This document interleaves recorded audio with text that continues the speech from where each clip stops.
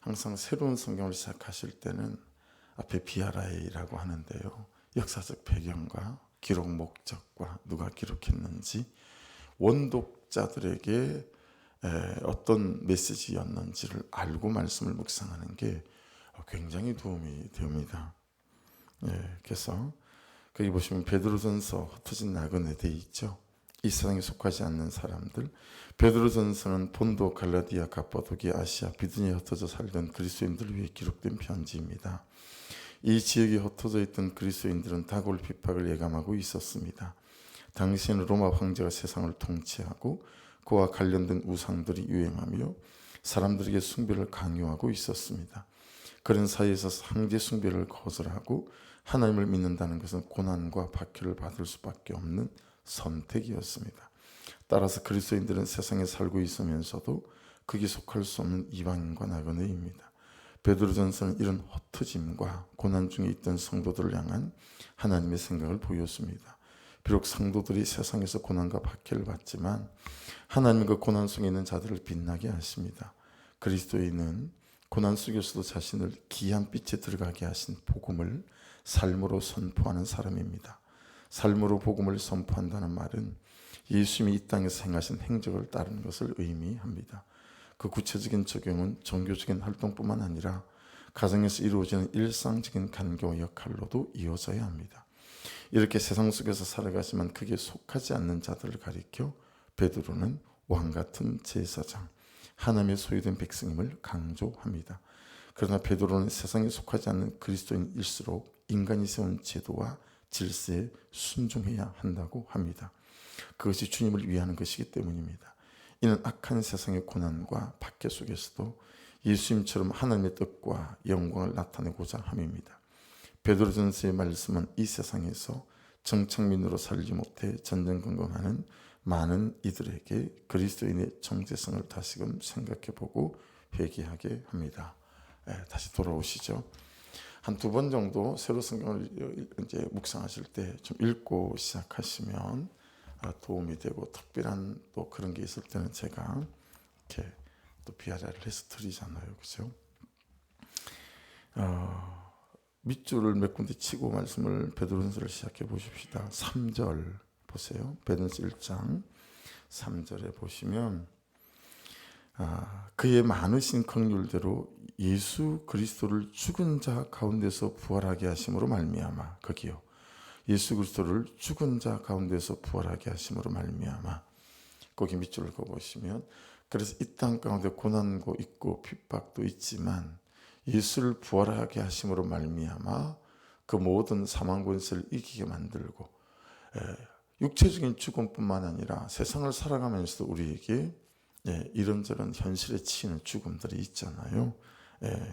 그래서 부활하게 하심으로 말미암아. 자, 그런데 그건 이제 하나님께서 하신 일이고 또 예수께서 부활하신 일인데, 그게 하늘에 속한 이 땅에 발을 디디고 살아가는 우리로서 어떻게 이제 그 부활이 우리의 것이 되냐면, 4절 제일 마지막 줄, 4절 제일 마지막 줄 보시면 믿음으로 말미암아, 밑줄 그어 보시고요.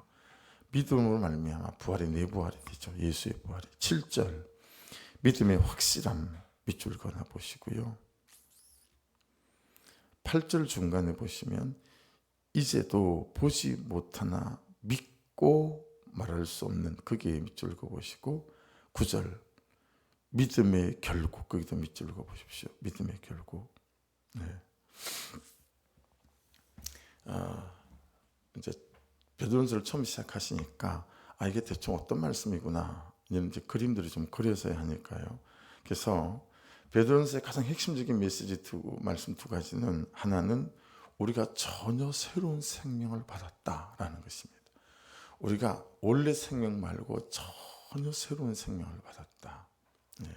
그게 가장 중요한 메시지가 되고, 오늘 말씀에도 나와요. 두 번째는 그래서 가장 중요한 삶의 목적을 얻게 되었다라는 거예요.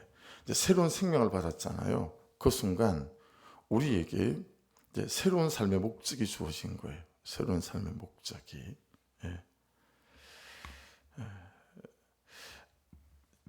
잘 보시면 예수님의 제자들의 이름이 등장할 때 가장 먼저 항상 베드로가 먼저 이름이 등장을 합니다. 예.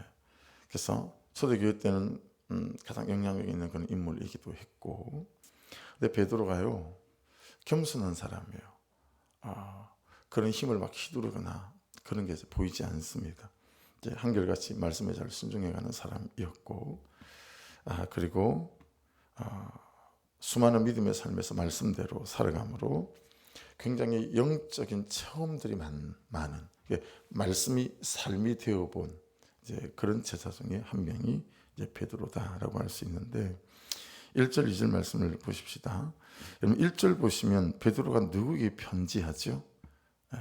자꾸 그렇게 관찰 질문을 던지고 이렇게 체크를 하셔야 말씀이 잘 이해되니까요. 그리고 나에게 하시는 말씀도 들리니까. 본도, 갈라디아, 갑바도기아, 아시아, 비두니아, 어떻게 나그네이죠. 그 사람들에게 편지를 하는 거예요. 그런데 이 사람들이 누구죠? 2절에 보시면 나와 있어요. 이 흩어진 이 사람들이 누구냐면 곧 하나님 아버지의 미리 하심을 따라 하나님이 택하신 사람들이다, 이렇게 이해하시면 될 것 같고, 성령이 거룩하게 하심으로 순종함과 성령으로 거룩하게 해서 순종하게 하는 사람들, 이런 사람들이고, 예수 그리스도의 핏부림을 얻기 위해 택하심을 받은 자들에게, 한마디로 예수 그리스도를 믿음으로 말미암아 구원을 얻은 사람, 거듭난 사람들이다 라고 하는 거죠. 자, 그런데 정말 아주 핵심적인 단어는 아니지만 핵심적인 단어 중에 하나가 나와요. 1절에 나그네라는 단어가 나옵니다. 나그네. 예. 그들에게도 나그네라고 하지만, 자, 말씀이 우리를 읽어야 하니까, 그렇죠?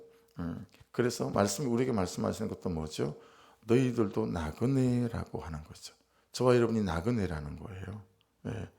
나그네는 파레피데모스라는 단어를 써요. 일시적으로 살고 있는 외국인이에요. 프랑스 사람이, 미국 사람이 우리나라에 들어왔는데 장기 체류자가 아니에요. 일시적으로 알아. 비자가 그냥 6개월짜리 정도 비자밖에 되질 않아요. 6개월짜리 정도. 어지간한 나라들은 이제 뭐 1년, 2년마다 비자 갱신을 해야 되고, 비자 갱신을 할 때는 나갔다가 들어와야지 국내에서 비자 갱신을 안 해주는 나라가 되게 많거든요. 그러니까 그냥 일시적으로 잠깐 들어와 있는 외국인 또는 체류하고 있는 사람이에요. 그러니까 3개월이 됐든 1년이 됐든 뭐예요? 다시 본국으로, 본향으로 돌아가야 될 사람들이다라고 하는 거죠. 여러분이 그러하고 제가 그러하고 우리가 그렇다는 얘기예요. 나그네다, 나그네. 이게 되게 중요한 메시지예요. 여러분, 우리가 우리 스스로 이제 던져야 될 질문이죠. 정말 나는 나 자신을, 그리고 내 삶을 그렇게 생각하는가? 라는 거예요. 정말 그렇게 믿는가? 라고 하는 거죠. 그래서 여러분, 이걸 제가 어떻게 비유하죠? 여러분하고 제가 5박 6일 제주도 여행을 간 거예요. 네, 주일 저녁 비행기로. 할렐루야. 그래서 이제 금요일 날 9시 성경대망에 계시는 이제 딱 도착해서 이제 예배 이제 하려고 해서 5박 6일로 간 거예요. 5박 6일로 갔는데 우리 중에 유독 어떤 깔끔을 떠는 사람이 하나 있잖아요. 약간 짜증나는 사람, 그죠? 누군지 아시죠? 숙소에 들어갔더니 너무너무 마음에 안 들어요. 침대가. 그래야 제주시내 나가더니 있는 돈 딸딸 긁어 모아가지고 너무 예쁜 침대를 딱 사서 바꿔버리는 거죠. 할렐루야. 5박 6일 여행 가가지고 그런 사람. 또 한 사람은 부엌 살림에 애착이 많아가지고, 조철희 집사님이 그러실라나, 우리 부엌 대장이라. 가서 또 주방 싱크대를 싹 뭐 재료를 사갖고 와가지고요, 그런 걸 다 바꾸고 뭐 난리가 났어요. 또 한 사람은 커튼이 마음에 안 드신다네. 가서 또 커튼 다 바꾸고. 아니 5박 6일 여행 가가지고 커튼 바꾸고 침대 바꾸고 어떡하단 얘기죠 이게.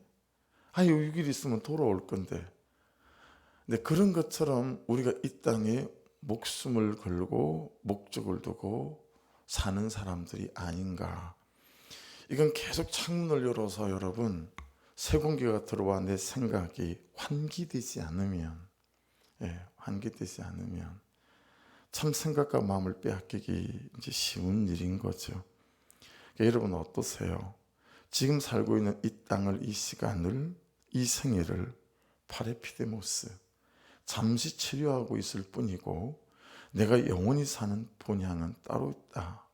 이것이 저와 여러분의 믿음이 맞는가? 라고 하는 거죠. 예. 그러니까 주신 삶에 최선을 다해야 되죠. 누구보다 성실과 진실함으로 살아내야 되죠.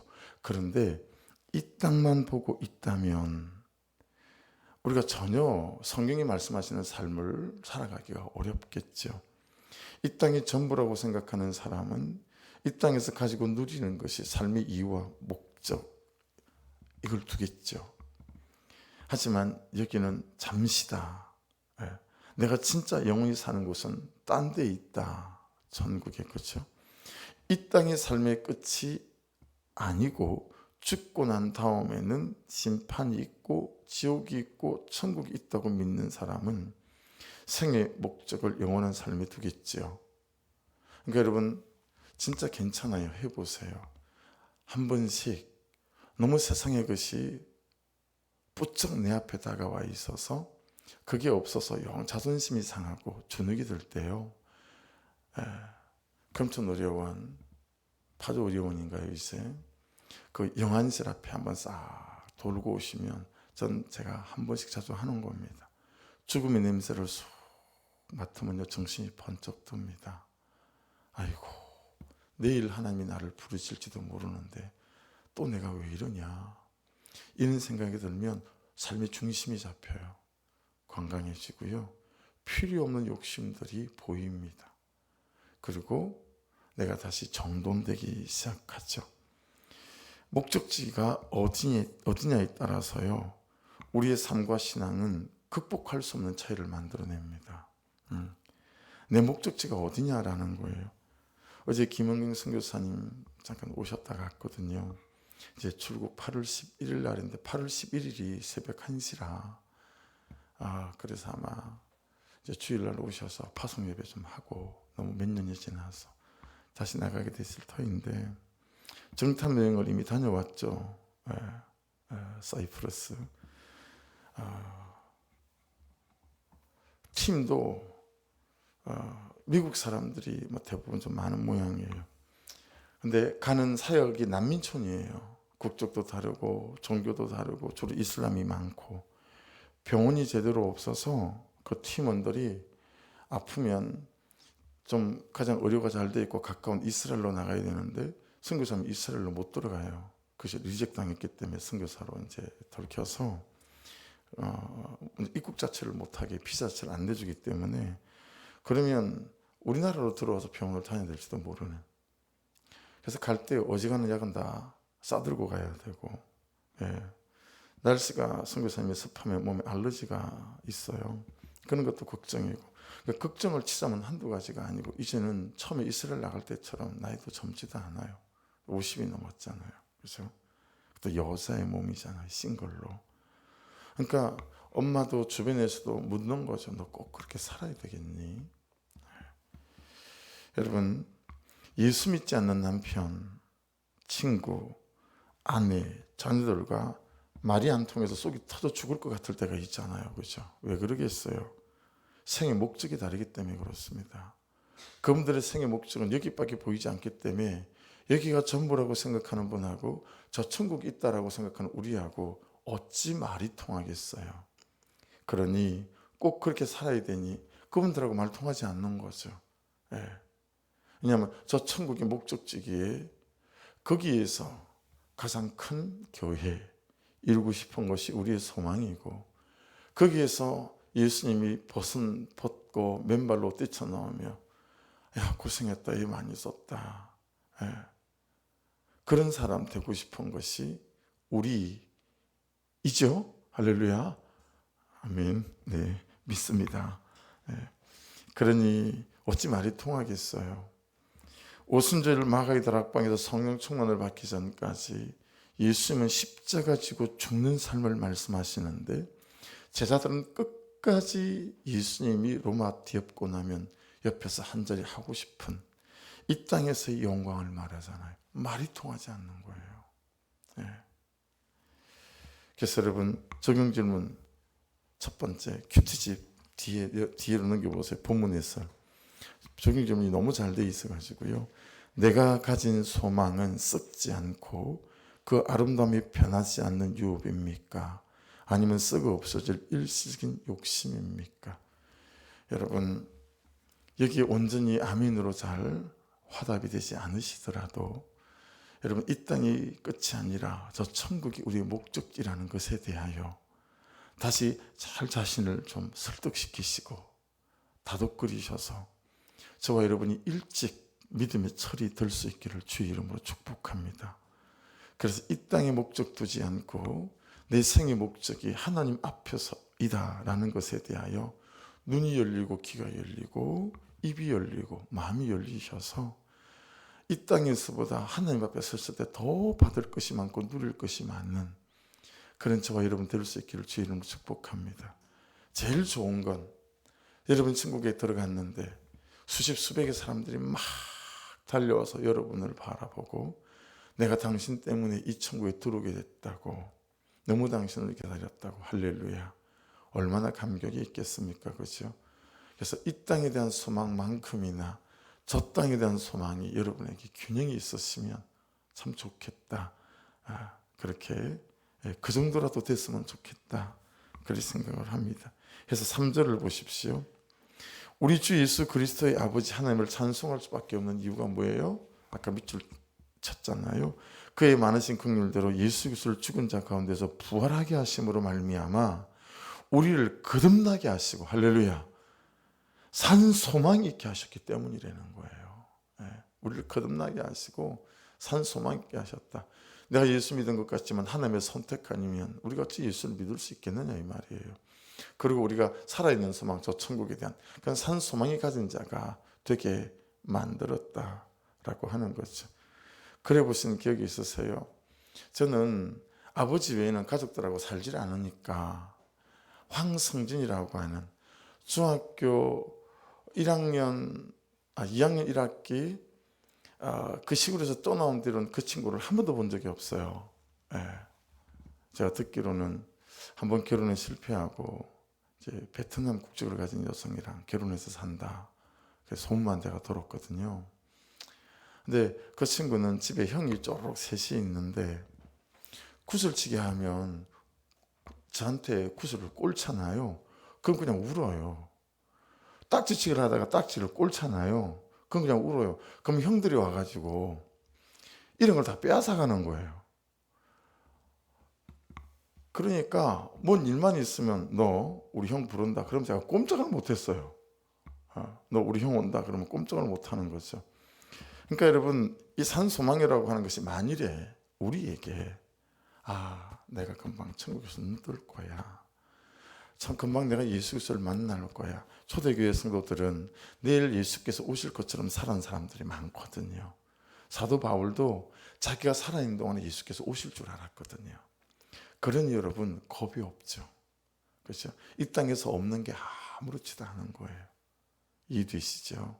좀 고난당하는 게 아무렇지도 않아요. 왜냐하면 살아있는 동안에 예수께서 세컨 카밍, 다시 재림하실 거니까. 그러니까 저와 여러분이 이 재림의 소망이 얼마나 중요한지 몰라요.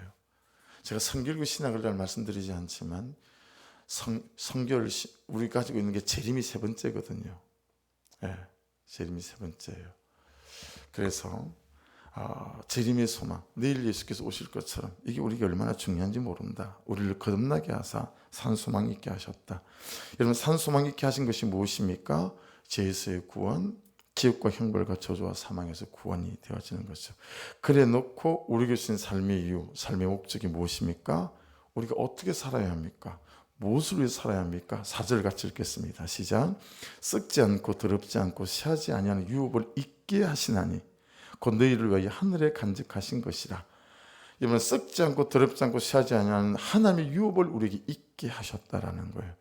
그러니까 우리는 유업, 하나님이 하라고 하신 일은 하나도 하기 싫고 하나님이 주신 것들은 받아 누려서 이 땅에서 참 좋은 부자가 되고 싶고 뭐 이런 거 아니겠어요? 그래서 여러분, 이 땅에서 구원을 살아내는 자뿐만 아니라 구원을 전하는 자, 이 유업을 잇는 자, 그게 저와 여러분에게를 주의 이름으로 축복합니다. 이 삶을 우리가 어떻게 살아낼 수 있습니까? 믿음으로 말미암아. 5절 너희는 말세에 나타내기로 예비하신 구원을 얻기 위하여 믿음으로 말미암아 하나님의 능력으로 보호하심을 받았느니라. 할렐루야. 여러분, 성경에서 말세는 예수께서 오신 그때부터 다시 오실 그때까지를 다 말세라고 표현하거든요. 그래서 너희는 말세에 나타내기로 예비하신 구원을 얻기 위하여 믿음으로 말미암아 하나님의 능력으로 보호하심을 받았느니라. 6절 그러므로 너희가 이제 여러 가지 시험으로 말미암아 잠깐 근심하게 되지 않을 수 없으나 성경이 잘 모르시는 걸까요? 우리가 당하는 고난과 어려움을 잠깐 근심하게 되지 않을 수 없으나 그렇게 표현하셨어요. 오히려 크게 기뻐하는도다. 여러분, 그냥 되는 일은 없지요. 영적인 전쟁도 그냥 안 되고 유혹과의 싸움도 있고 실패도 있고 상처도 있고 누구는 살지만 누구는 또 죽기도 하고 이런저런 아픔이 있고 고난이 있지만 괴롭고 힘들지만 크게 기뻐해라. 왜요? 잠시다. 7절에는 너희 믿음의 확실함은 불로 연단하여도 없어질 것보다 더 귀하여 예수 그리스도께서 나타나실 때 칭찬과 영광과 존귀를 얻게 할 것이니라. 너무너무 귀하기 때문이래요. 세 번째는 예수 그리스도께서 나타나실 때에 칭찬과 영광과 존귀를 얻게 할 것이래요. 마지막으로 8절 9절을 읽겠습니다. 예수를 너희가 보지 못하였으나 사랑하는도다. 이제도 보지 못하나 믿고 말할 수 없는 영광스러운 즐거움으로 기뻐하니 믿음의 결국 곧 영혼의 구원을 받음이라. 여러분, 참으로 좀 우리가 살펴볼 일이죠. 우리 자신을 말씀 앞에 놓고, 그죠? 우리는 믿음의 결국으로 이 땅에서 무엇이 되기를 원하거나 얻기를 원하는 사람인가? 아니면 영혼의 구원에 초점이 있나? 질문 안 할 수가 없지요. 나는 믿음의 결국으로 영혼의 구원이면 되는 사람인가? 아니면 나의 믿음의 결국은 이 땅에서의 무엇이고 어떤 것인가? 적용 질문 두 번째도 큐티책이 너무 잘 돼 있어요. 두 번째 질문 볼게요. 나는 시험이나 환란이 찾아올 때 어떻게 반응합니까? 하나님을 원망하며 건심합니까? 믿음의 연단임을 알고 크게 기뻐합니까? 여전한 삶의 무게와 삶의 한숨들이 오늘도 우리에게 있지만 여러분, 우리를 구원하신 그분의 은혜와 능력과 보호하심 있음을 믿고 이 하루도 근심과 잘 싸우시고 또 연단과 잘 싸우셔서 여러분, 하나님께서 이 땅에서 저와 여러분을 통하여 참 하실 일들을 잘 시키시고 또 우리가 잘 감당해낼 수 있는 그런 나그네의 삶, 나그네의 삶, 나그네라고 항상 인식하고 살아가는 그런 저와 여러분의 은혜가 있기를 주의 이름으로 축복합니다.